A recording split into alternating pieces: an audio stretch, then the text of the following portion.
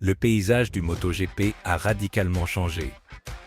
Ce qui, il y a à peine 2 saisons, semblait un ordre établi avec Yamaha et Honda dominant l'élite.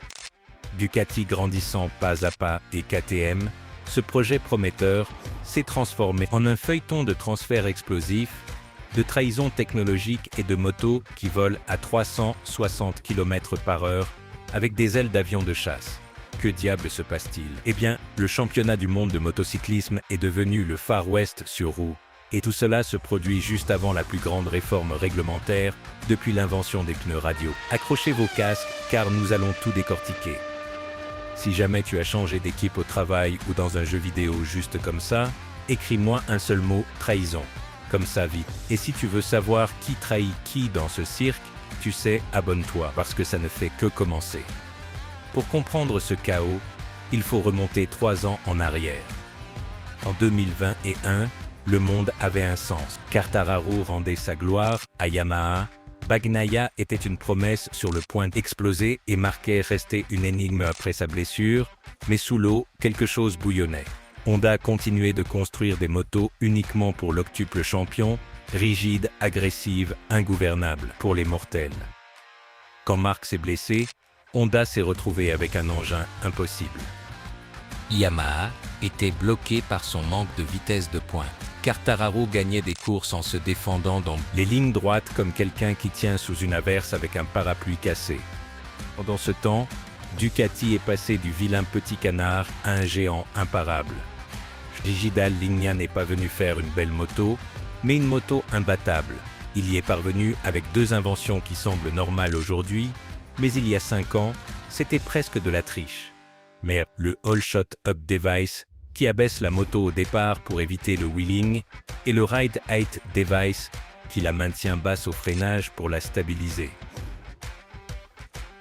La concurrence s'est moquée. Aujourd'hui, même les Moto 3 utilisent ces systèmes. La bombe du marché des pilotes a explosé en 2022. Enea Bastianini a gagné 4 courses avec une Ducati de l'année précédente, humiliant les officiels. Ce jour-là, les managers ont compris que la moto représentait 80%. Et puis l'enfer est arrivé. Le 12 octobre 2023, le monde s'est arrêté. Marc Marquez a quitté Honda après 11 ans pour monter sur une Ducati satellite de 2023 dans l'équipe Gresini. C'était comme voir Messi signer pour la réserve du Real Madrid. La raison, Honda n'écoutait plus ses pilotes. Marc demandait depuis 2 ans une moto plus docile. Honda lui a donné plus de puissance et plus d'agressivité. Frustré, il a préféré gagner avec une moto cliente plutôt que de continuer à mourir dans les stands. En 2024, Marc est monté sur cette vieille Ducati et a recommencé à faire ce qu'il fait toujours. Doubler dans des endroits impossibles, gagner des courses, humilier les officiels. Il a laissé Daigna face à un dilemme digne d'un roman. Il l'a résolu en brisant tout. Fin 2024, Marc Marquez a signé avec l'équipe officielle Ducati. Enea Bastianini a été viré chez KTM. Et Jorge Martin, le vice-champion qui attendait ce siège, a gardé son sang-froid et a signé chez Aprilia. Aprilia, une marque qui, il y a encore 4 ans, était la Cendrillon. C'est eux, que ferais-tu si ton patron te remplaçait par un rival que tu détestais avant? Réponds-moi en un mot, chaos. Et si tu ne veux pas rater le prochain transfert choc, abonne-toi tout de suite. Parce que ce n'est pas du sport, c'est un feuilleton à moto. Mais le chaos n'est pas seulement chez les pilotes, il y a la guerre silencieuse des ingénieurs. Avant, un ingénieur se mariait avec une marque pour toujours. Aujourd'hui, dès qu'un gars sait faire un aileron à effet de sol, on lui offre le triple. En 2023, Ducati a présenté un carénage extrême avec des ailerons de requin. 2024, Aprilia est apparu avec un carénage identique, mais avec un trou supplémentaire. Coïncidence, la moitié des aérodynamiciens de Borgo Panigale travaillent maintenant à Noal. Pendant ce temps, KTM, pauvre KTM.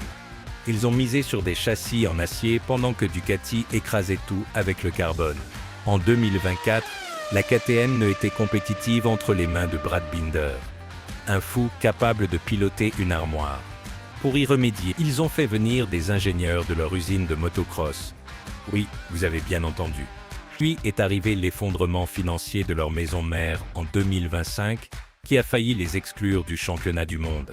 Dorna ne pouvait pas permettre qu'un fabricant avec 2 équipes satellites disparaisse, alors ils ont mis de l'argent et les ont maintenus sous respirateur.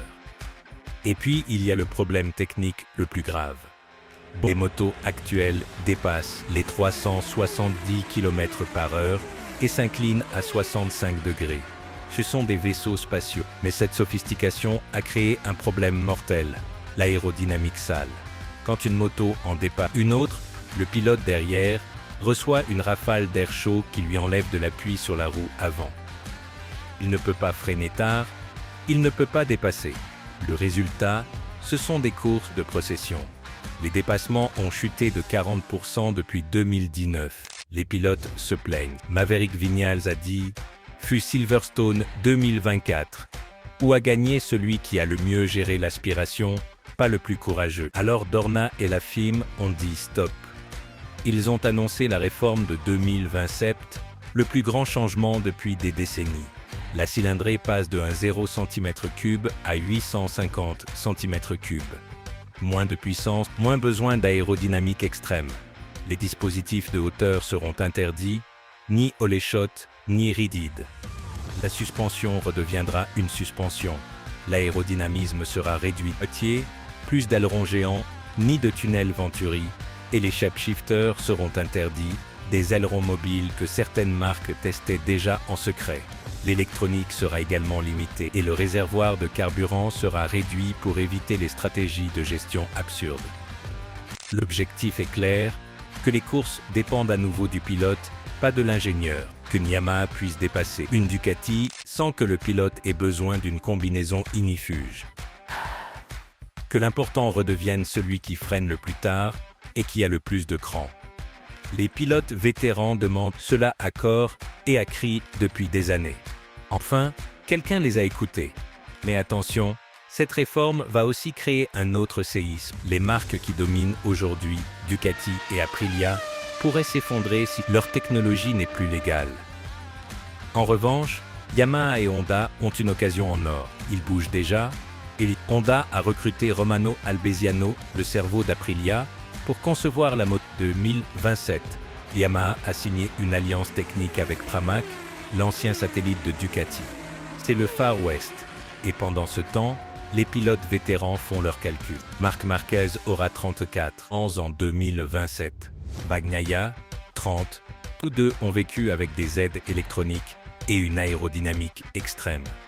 Le passage à des motos plus pures pourrait profiter aux fous. C'est là qu'entre les jeunes, Pedro Acosta, le nouveau Marquez, qui pilote sans régime, Fermín Aldeguer, freinage tardif et dépassement aux limites.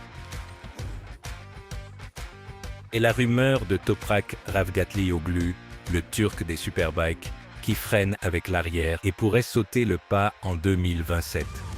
Penses-tu que la réforme de 2027 arrangera le chaos ou l'empirera? Dis-le-moi en un mot. Foi si tu crois que nous retrouverons le bon spectacle, ou chaos si tu penses que les ingénieurs trouveront le moyen de tout compliquer. Comme tu veux, et si tu as aimé cette analyse, abonne-toi, car quand le mondial sera terminé, je reviendrai avec l'arbre des transferts de 2026, et celui-là sera encore plus sanglant. Que diable se passe-t-il en MotoGP? C'est que le cirque est devenu si imprévisible, si plein de trahisons, de transferts, d'annonces, chocs et technologies de guerre, que la seule certitude jusqu'en 2027 est que chaque course sera un chapitre de Game of Thrones avec échappement libre. Les alliances se brisent en un week-end. Les héros deviennent des méchants en 2 conférences de presse. Et les petites équipes peuvent créer la surprise en louant une moto de l'année précédente. Les espions technologiques traversent les stands avec des mallettes pleines de données. Les managers se réunissent jusqu'à 3 heures du matin. Les pilotes changent de couleur comme on change de chaussettes. Il reste 2 saisons jusqu'en 2027. 2 saisons d'aérodynamisme extrême, dispositifs de hauteur, moto spatiale, 2 saisons où Ducati continuera d'écraser Yamaha, et Honda continuera de souffrir, KTM tentera de survivre et Aprilia voudra prouver que son pari n'était pas de la fumée et les jeunes arriveront en force, prêts à dévorer le monde. Chaque week-end, tout peut arriver. C'est la beauté de ce chaos. La seule certitude, c'est que chaque dimanche, on ne sait plus quoi attendre. Le favori peut gagner. Un pilote satellite avec une moto de 2 ans plus tôt peut gagner. La course peut se décider grâce à un dispositif mécanique que tu ne vois même pas à la télévision. Mais une chose ne change jamais. La passion, la vitesse, le bruit. Et tant qu'il y aura ça, on continuera de regarder. Le MotoGP n'a jamais été qu'un sport. Ça a toujours été une guerre déguisée. Du dimanche, maintenant avec la réforme qui approche, cette guerre est à son apogée. Les équipes investissent des millions pour développer une technologie qui sera illégale dans 2 ans. Les pilotes signent des contrats avec des clauses secrètes qui leur permettent de partir si la moto de 2027 ne fonctionne pas. Les usines espionnent les usines. C'est le plus beau chaos sur 2 roues. Et au milieu de tout ça, il y a une question à laquelle personne ne peut encore répondre. Et gagnera la première course de l'ère 2027. Sera-ce un vétéran qui s'adapte vite, un jeune avec un instinct pur, ou l'ingénieur qui trouvera la première faille dans le nouveau règlement? Car si le MotoGP a prouvé une chose, c'est que les règles sont faites pour être exploitées. Il y a toujours un malin qui trouve la parade. Alors tu sais ce qu'il te reste à faire. Commente avec un mot. Trahison, chaos ou foi. Les 3 définissent tout ce que tu viens de voir. Et si tu veux continuer à comprendre ce cirque sur roue, abonne-toi à la chaîne. Car en MotoGP, rien n'est ce qu'il paraît. Ce qui arrive en 2026 et 2027 fera passer tout ça pour un jeu d'enfant. Éteins le moteur, allume la passion, on se retrouve dans la prochaine tranchée. Car si on a appris une chose dans ce cirque de pneus chauds et de déclarations froides, c'est que les loyautés durent le temps d'un soupir dans la ligne droite d'arrivée. Toi qui as suivi chaque dépassement, chaque transfert choc, chaque conférence de presse avec des mots mesurés au millimètre, tu le sais, ce n'est pas pour les cœurs fragiles. C'est pour les malades de la vitesse, pour les accros à l'adrénaline, pour ceux qui voient une trajectoire serrée et souriant. Pendant que j'écris ceci, les rumeurs de 2026 enflammant déjà les groupes WhatsApp des stands. On parle d'une clause de restriction cachée dans le contrat de Jorge Martin avec Aprilia, comme une sorte de porte dérobée qui s'ouvrirait si la moto de 2027 ne répond pas à ses attentes. On murmure que Honda, désespéré de retrouver la gloire, aurait approché Pedro Acosta avec une valise pleine d'euros et un prototype secret qui n'a même pas vu le jour. Même, certains jurent avoir vu Gigi Dall'Igna, le magicien de Borgo Panigale, dîner jusqu'à 2h matin avec le manager d'un pilote qui jure aujourd'hui fidélité éternelle à une autre marque. Trahison, chaos, choisis ton poison, mais ne te trompe pas. En MotoGP, un dîner est plus dangereux qu'un virage à 300 à l'heure, et pendant que les pilotes négocient dans l'ombre, les ingénieurs travaillent contre la montre, car 2026 n'est pas une année de transition. C'est une année de guerre totale déguisée en calme. Chaque usine a une équipe parallèle, des gens qui ne pensent qu'à 2027, ce sont les ingénieurs de l'ombre. Fait ombre, ils ne passent pas à la télé, ne signent pas d'autographe, mais c'est d'eux que des marques s'envolent ou s'écrasent. Chez Honda, par exemple, ils ont monté un laboratoire secret au Japon, loin des regards indiscrets. Là-bas, Romano Alvesiano et son équipe travaillent comme des horlogers suisses, mais en version samouraï. Ils veulent la moto la plus pure, la plus maniable, la plus humaine. Ils veulent oublier la bête indomptable qu'ils ont construite pour Marquez et qui a failli les couler. Chez Yamaha, la donne est différente. Ils n'ont pas caché leur plan, ils ont mis le paquet. Une alliance avec Pramac n'est pas seulement un prêt de moto, c'est un échange de cerveau. Les ingénieurs et Italiens, qui ont fait briller Ducati pendant des années, travaillent maintenant côte à côte avec les Japonais.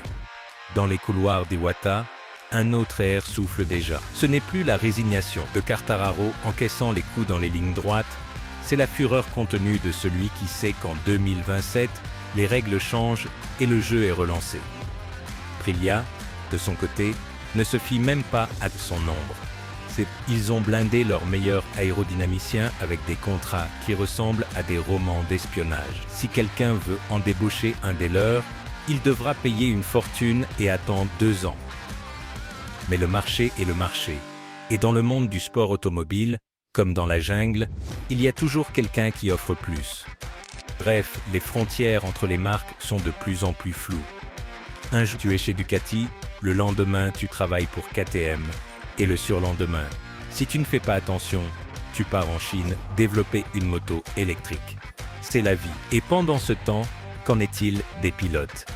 Les pilotes font leurs calculs parce que ce sont eux qui au final risquent leur peau. C'est littéralement. Imaginez que vous êtes Francesco Bagnaia. Vous avez gagné des championnats du monde avec une Ducati qui est un missile téléguidé. Check, vous freinez tard, vous accélérez tôt, l'électronique fait le reste. Mais soudain, en 2027, on vous enlève les dispositifs de hauteur, on vous enlève l'aérodynamisme extrême, on vous enlève les aides électroniques. La moto devient capricieuse, nerveuse, ingouvernable. Sera-t-il toujours le même? Ou ce métronome, qui semblait n'être qu'un produit de la technologie? Cette question en tourmente plus d'un.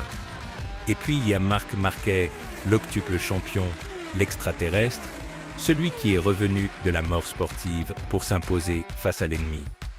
Marc 34 ans, en 2027. Il n'est pas jeune, mais il n'est pas vieux non plus. Ce qu'il a, c'est un lourd passé de blessures qui pèse des tonnes, et une technique de pilotage née à l'ère des motos dures, agressives, sans concession.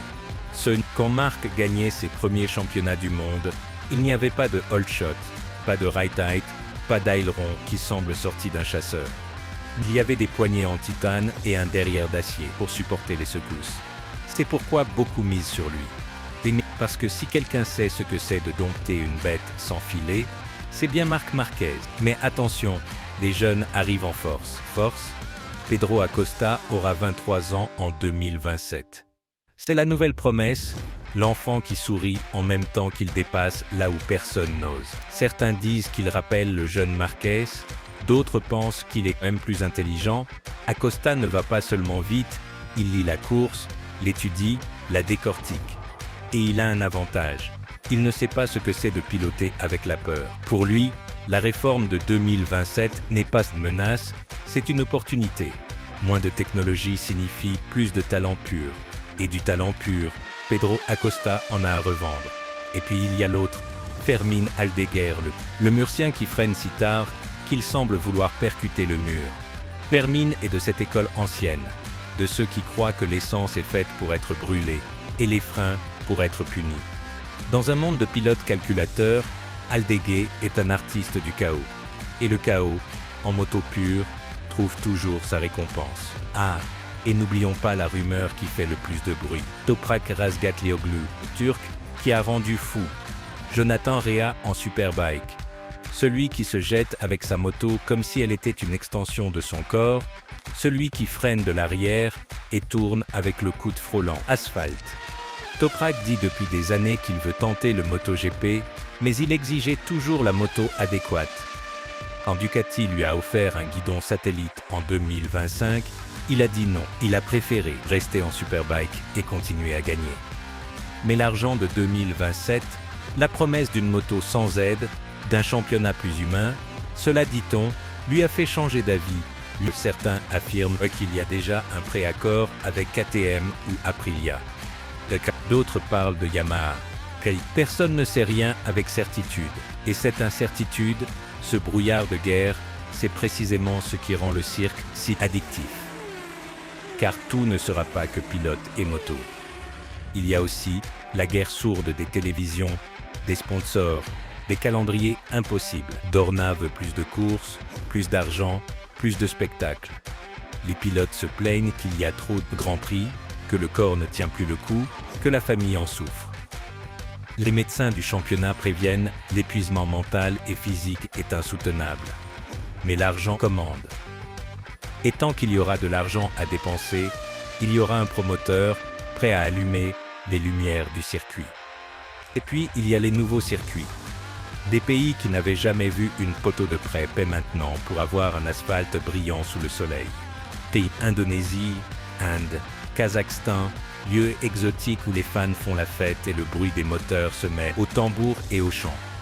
Mais ce sont aussi des circuits dangereux, avec des asphaltes qui se désagrègent avec la chaleur, avec des échappatoires en gravier, avec des commissaires qui savent à peine ce qu'est un drapeau rouge. Sur chaque nouveau tracé, les pilotes fermant les yeux et prient, car la vitesse est une chose, mais la sécurité en est une autre. Et pourtant, malgré tout, malgré les dangers, les trahisons, le chaos administratif, les ingénieurs qui changent de veste comme de chaussettes, les pilotes qui se détestent un dimanche et se serrent dans les bras le suivant, malgré tout, nous sommes toujours là. Toi, moi, eux, ceux qui enregistrent depuis chez eux avec le volume au maximum, ceux qui vont au circuit avec le drapeau déployé, ceux qui discutent dans les bars, si l'aérodynamisme a tué le sport ou l'a rendu plus intéressant. Nous restons ici parce que le MotoGP n'a jamais été qu'un sport, ça a toujours été une guerre déguisée le dimanche. Et les guerres, même si elles font mal, nous maintiennent en vie, elles nous donnent de quoi parler, de quoi nous passionner, quelque chose qui nous rappelle qu'il y a toujours un risque, toujours un danger, il y a toujours des gens prêts à se jeter au sol à 300 à l'heure pour passer un virage devant un autre. Alors tu sais, commente avec un mot, trahison, chaos ou foi. Les trois définissent tout ce que tu viens de voir.